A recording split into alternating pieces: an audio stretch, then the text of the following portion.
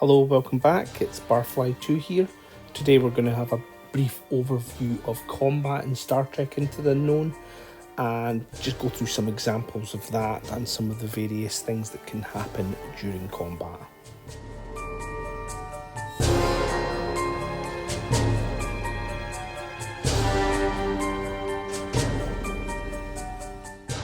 As we covered in episode 2, combat is basically just a series of expanded tests like we covered in that episode, so you're looking for breakthrough successes or successes in order to get any damage through to other ships. Analysis results can be used to trigger certain keywords for extra effects, and rerolls from sensor locks or the pulse keyword can be done repeatedly on the same dice as with standard tests. To hit, you need successes equal to the evasion stat of the target. In this first example, we have a Jem'Hadar attack fighter within firing range of the USS Defiant. To carry out an attack, you use your tactical station to carry out the fire weapons action, and you spend weapons power and reserve power, or a combination of both, to perform one or more attacks. Determine if an officer is leading an attack, choose a weapon, select your target, gather your dice together by spending power, roll the dice. You then, as a tester, modify your dice. The opponent gets a chance to modify your dice, check the outcome, resolve the damage, and determine any post-outcome effects. In this example, the Vorta Diplomat is going to use the phase polaron beams with 3 weapons power to make an attack. The 3 weapons power gives them 3 dice. The Vorta Diplomat has no ordnance, so it can't add any black dice to the pool. 3 successes. The Defiant has 2 shields, so we spend 2 reserve power to take 2 damage off the roll, and then 1 goes through to the hull. So we used the 3 weapons power to power up the first shot, but we can actually use reserve power to fuel further shots. So using the phase polaron beams again, we can get another shot up to 3 dice worth, so we spend 3 reserve power to power that. As we've spent 3 reserve power, which is equal to 3 weapons power, we can add no more power to the shot or fire any more this round. Defiant can now take a shot using its phaser emitters from the rear or from its 360 arc. This time we're committing an officer that does have ordnance, and so they can add 1 black dice for the 1 ordnance they have to the roll. So that's 3 blue dice for the 3 weapons power at yellow alert, plus a black dice for the ordnance. That's 2 successes plus a discovery result, which we spend in order to turn into a breakthrough success. That's 3 successes overall. The attack fighter has 3 shields in its front, being at red alert, so that's 3 reserve power spent to block all the shots that came in. Like the attack fighter, the Defiant fires another shot. Again, a maximum of 3 reserve power can be used because it's 3 weapons power it's sitting at. Interesting to note, both the Defiant and the attack fighter are now both sitting at 1 reserve power left, so they are very vulnerable.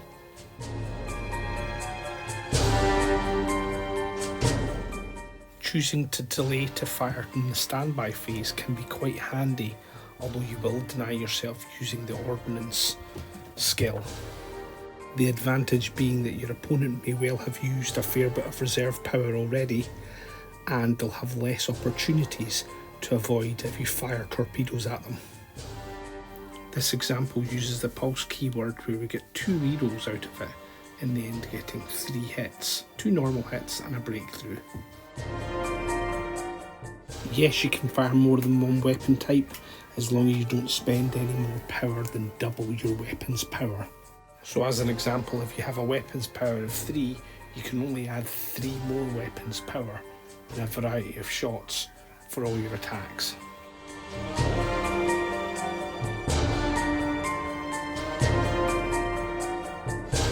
Launching torpedoes is a little bit different from firing your other weapons.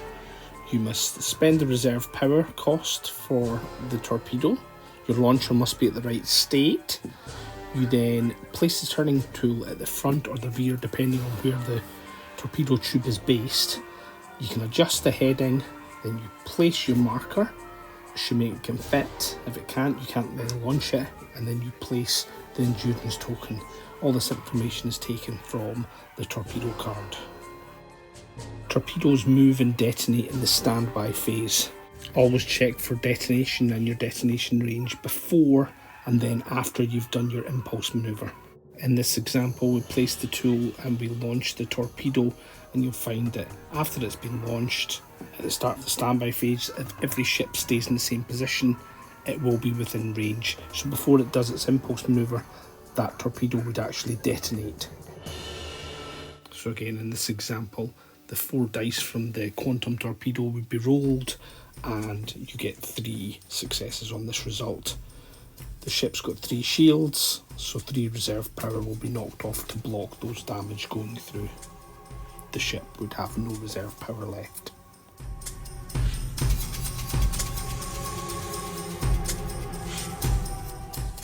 So to break that down in a more step-by-step way, launching torpedoes.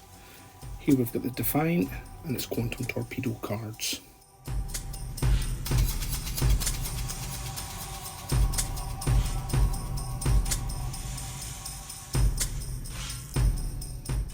To fire our torpedo out the front, we put the movement tool in the front, and we can adjust its heading by however much our torpedo tube allows us to move it. In this case, it's just 1 notch we can turn it.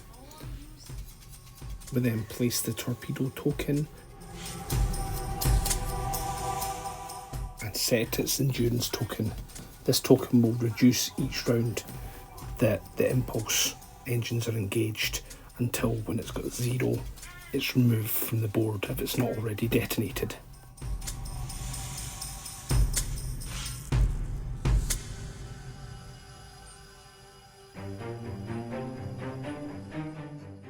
During the standby phase, if the torpedo doesn't detonate, it will engage its impulse engines and move along the movement ruler along the 2 edges that it can actually move.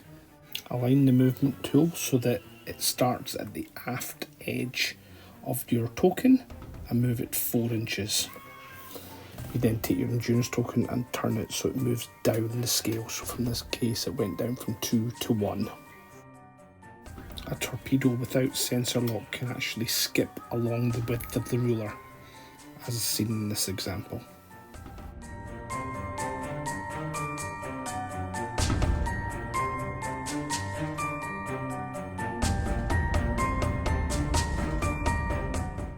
If you have a sensor lock on your enemy and are within sensor range, you can actually move along the 4 edges of your token towards your enemy target, so it's a much steeper angle of movement.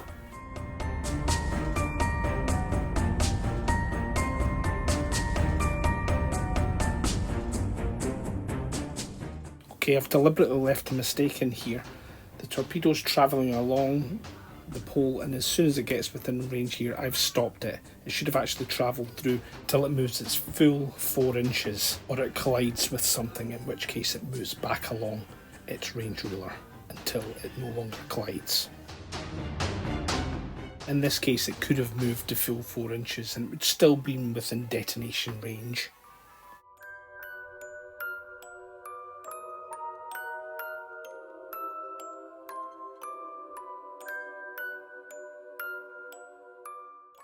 Torpedoes can cross system boundaries, but when they do so, they lose all their endurance. So unless they're within their detonation range of a target on the other side, they will then simply disappear.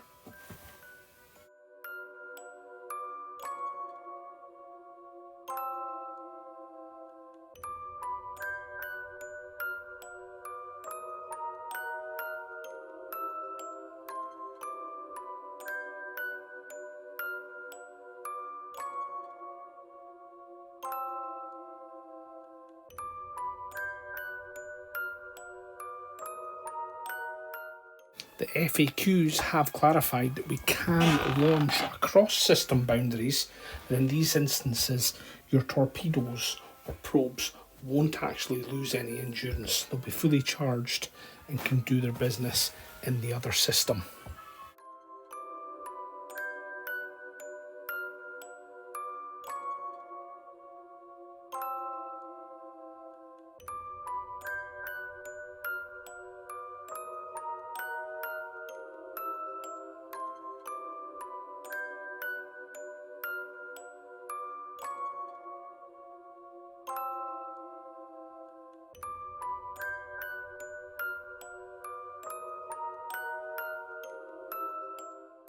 Another important thing to remember when you first start doing combat is that a lot of keywords don't actually need analysis results to trigger.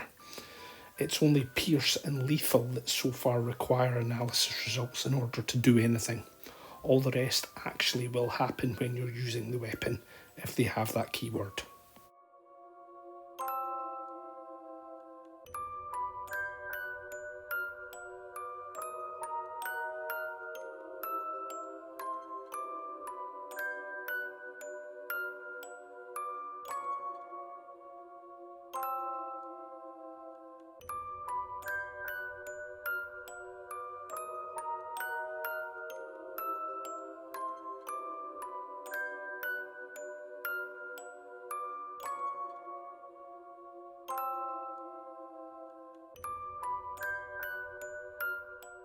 If a ship has shields and it has reserve power, it must use the reserve power in order to reduce the damage.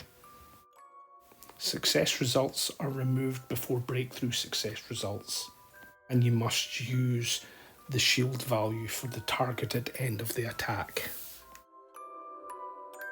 Any damage remaining reduces the target ship's hull dial. You stop taking damage if you change colour step on the hull dial.